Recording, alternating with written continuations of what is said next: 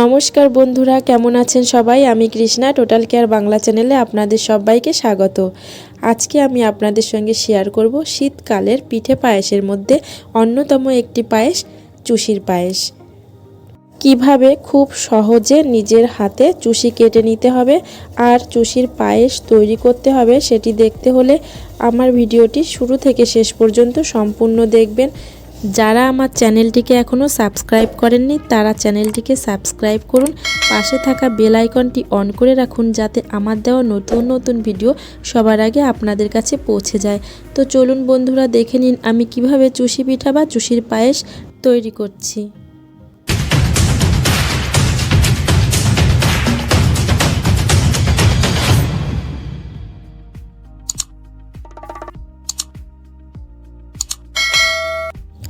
চুষি পিঠা বানানোর জন্য প্রথমে চালের গুঁড়ো দিয়ে একটি ডো তৈরি করে নিতে হবে। সেই জন্য আমি কড়াই বসিয়ে দিয়েছি, কড়াইতে দিয়ে দিচ্ছি জল। প্রথমে একটু জল দিয়ে জলটা ভালোভাবে ফুটিয়ে নিতে হবে। আমি এখানে 1.5 কাপ পরিমাণ জল দিয়ে দিয়েছি। জল ভালোভাবে আমি ফুটিয়ে নিচ্ছি। তারপর এর মধ্যে অল্প অল্প করে চালের গুঁড়ো দিয়ে ভালোভাবে নেড়ে চেড়ে একটা ডো তৈরি করে নিতে হবে। পারফেক্ট চুষি পিঠে বানাতে হলে ডোটাই কিন্তু খুব গুরুত্বপূর্ণ। ভালোভাবে ডো তৈরি করতে না পারলে চুষিগুলো পায়েস রান্না করার সময় কিন্তু ভেঙে গুঁড়ো গুঁড়ো হয়ে যায়। ওই জন্য খুব সাবধানে নেড়ে চেড়ে ডো তৈরি করে নিতে হবে। আমি তৈরি করে নিয়েছি, এবার অন্য পাত্রে তুলে নিচ্ছি। কিছুটা শুকনো চালের গুঁড়ো নিয়েছি, নিয়ে ভালোভাবে মেখে নিচ্ছি। এখানে আমি কোনো ভিজে কাপড় দিয়ে ঢেকেও রাখছি না বা কিছুক্ষণ রেখেও দিচ্ছি না। আমি ডো তৈরি করে সঙ্গে সঙ্গেই কিন্তু চুষিগুলো কেটে নেব। দেখুন আমি ভালোভাবে মেখে নিয়েছি। এবার এখান থেকে অল্প অল্প করে নিয়ে আমি চুষিগুলো তৈরি করব। প্রথমে আমি অল্প একটু নিয়ে নিচ্ছি।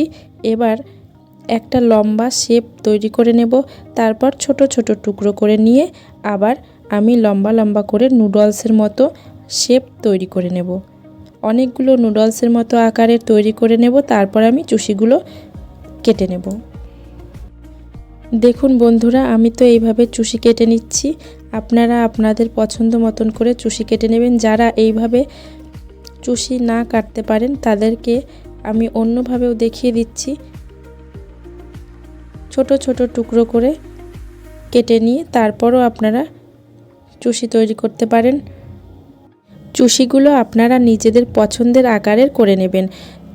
অনেকে একটু ছোট ছোট চুষি কেটে নিতে পছন্দ করেন, তো তারা ছোট করে কেটে নেবেন। আমি একটু বড় বড় করেই কেটে নিয়েছি। তো ঠিক একইভাবে আমি সবগুলো চুষি কেটে নেব। দেখুন বন্ধুরা, আমি কিন্তু সবগুলো চুষি কেটে নিয়েছি। চুষি কাটার সময় হাতের পাকটা কিন্তু একটু শক্ত করেই দিয়ে নিতে হবে, নয়তো চুষি রান্না করার সময় কিন্তু গুঁড়ো গুঁড়ো হয়ে যায়। আমি একটি পাত্রে 1 লিটার দুধ নিয়েছি। দুধটা ভালোভাবে ফুটিয়ে নেব। দুধ ভালোভাবে ফুটিয়ে নেওয়ার পরেই কিন্তু চুষিটা রান্না করতে হবে। দুধ ভালোভাবে ফুটিয়ে না নিলে চুষির পায়েস খেতে ভালো হবে না। তো আমি এর মধ্যে 4টে এলাচ গুঁড়ো করে দিয়ে দিচ্ছি। দিয়ে দুধ ভালো করে ফুটিয়ে নেব। আমি খেজুরের পাটালি নিয়েছি। পাটালি আমি একটু গুঁড়ো করে নেব। আপনারা চাইলে চিনি দিয়েও চুষির পায়েস রান্না করতে পারেন। এখন খেজুরের গুড় পাওয়া যায় শীতকালে, ওই জন্য আমি খেজুরের গুড় দিয়ে রান্না করব। দুধ আমি ভালোভাবে ফুটিয়ে নিয়েছি। এখন চুষিগুলো আমি দিয়ে দেব। অল্প অল্প করে চুষিগুলো আমি দিয়ে দিচ্ছি, একবারে সব ঢেলে দেব না, তাহলে দলা পাকিয়ে যেতে পারে। অল্প অল্প করে সবগুলো চুষি দিয়ে চুষির পায়েস রান্না করে নিতে হবে। চুষিগুলো সব আমার দেওয়া হয়ে গেছে। এবার গ্যাসের ফ্লেম একটু কম রেখে আমি দিয়ে দিচ্ছি খেজুরের গুড়।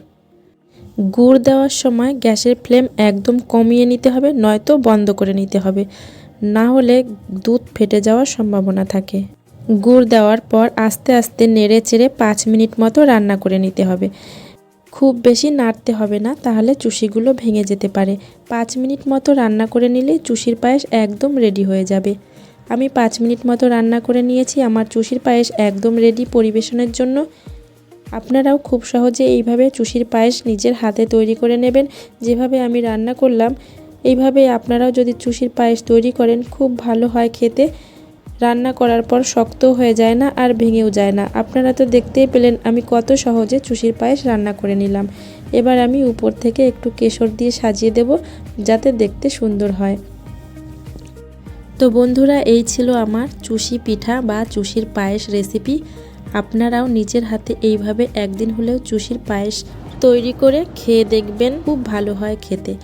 আর আমার এই রেসিপি আপনাদের কেমন লেগেছে কমেন্টের মাধ্যমে অবশ্যই জানাবেন। আর আমার ভিডিওটি ভালো লাগলে একটি লাইক করবেন, শেয়ার করবেন, আর আমার চ্যানেলটিকে সাবস্ক্রাইব করতে ভুলবেন না কিন্তু। পাশে থাকা বেল আইকনটি অন করে রাখুন যাতে আমার দেওয়া নতুন নতুন ভিডিও সবার আগে আপনাদের কাছে পৌঁছে যায়। সবাই ভালো থাকবেন, সুস্থ থাকবেন। ধন্যবাদ।